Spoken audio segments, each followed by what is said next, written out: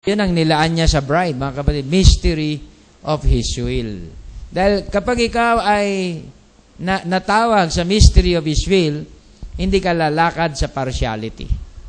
Hindi ka lalakad, mga kapatid, na kung saan ay kaliwa o kanan. Hindi ka mamamangka sa dalawang ilog.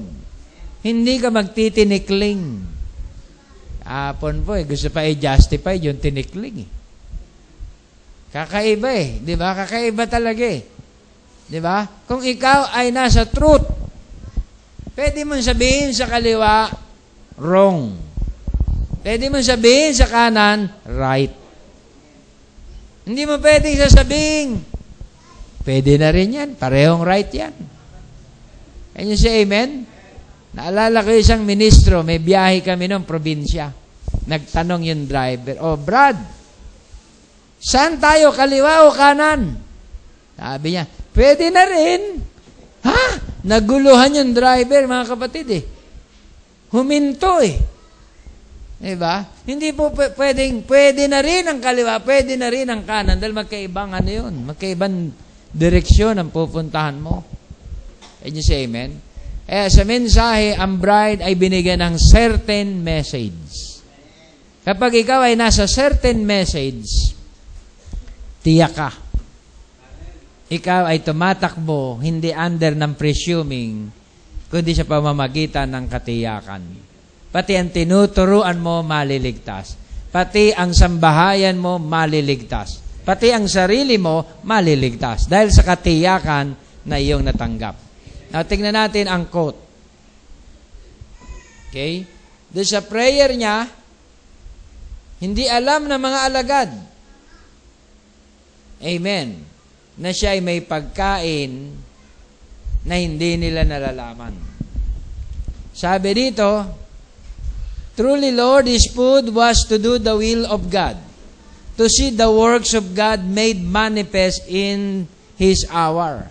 He was there to see that it was done. I do nothing except my Father shows me first. What the Father shows me, that I do. Makita natin, the true believer, the body of believer, has access to food spiritual that the nominals know nothing about. The world knows nothing of this food, Father, but your church, your people, the bride of your Son loves it. Can you say amen? Kaya, tinipo, mga kapatid, sa mensahe ng Book of Life, ng Lamb's Book of Redemption, na nang basahin ng Book of Redemption, nagkaroon ng roll call ng name. It wasn't a literal name. Naalala nyo ang quote? Sabi, it wasn't Orman Neville. It wasn't Libel. Amen. Doon sa tinatawag na Book of Redemption. Hindi literal na pangalan natin dito sa lupa. Kapag ang Diyos ay tumatawag para tumubos at tumawag sa katubusan, hindi yan literal na pangalan natin dito sa lupa. Ang tinatawag doon, mga kapatid, ay ang hiwaga ng kanyang kalooban. Can you say amen? At ang hiwaga ng kanyang kalooban ay mensahe. At kung ikaw ay part ng tinatawag na mensahe na yon, marirecall mo, maaalala mo, huy, pangalan ko yun Can you say amen? Yun ang iyong real name. Can you say amen?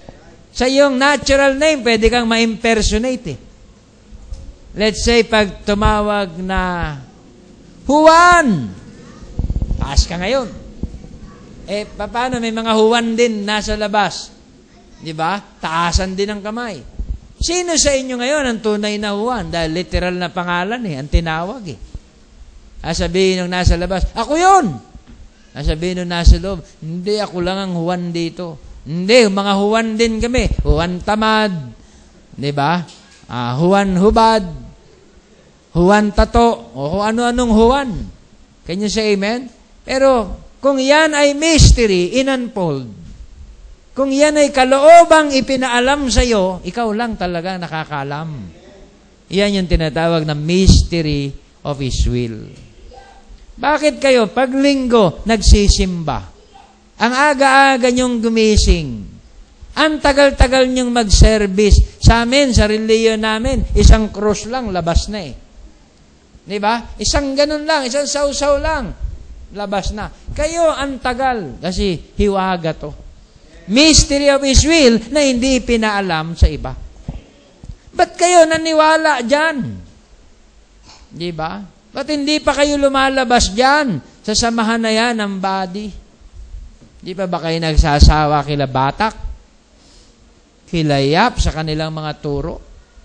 Big four yan. Sabi nung sumagot, ba't kami magsasawa? Mystery of His will ang ina-unfold. Kalooban yun, will of the Father ang ipinipreach. Can you say amen? Yun ay mystery of His will, in-unfold sa amin at hindi namin ito narinig sa sanlibutan. Can you say amen? Yun ang tunay na bride. Nakare-recognize ng tunay na kalooban. Hindi ka pa born again kapag hindi mo alam ang kalooban ng Diyos o ang kanyang mystery of His will. Diba? Subukan ko lang kung truth nga yung mensahe ni Pastor. O, diba? Hindi by chance, mga kapatid. You must accept it by faith. Diba? You must believe it by faith. Amen? At ilagak mo doon ang iyong buong pananampalataya. Dahil ang mga mensaheng ibinibigay sa atin ay mensaheng may kalakip na pangako. Hindi sinabi ng Diyos, kung tutuparin mo, hindi. Kundi minensahe pagkatas may kalakip na pangako.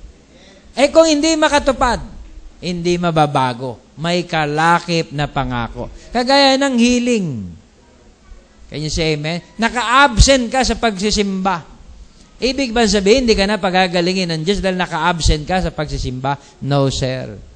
Hindi niya babawiin ang lahat ng kanyang pinangako.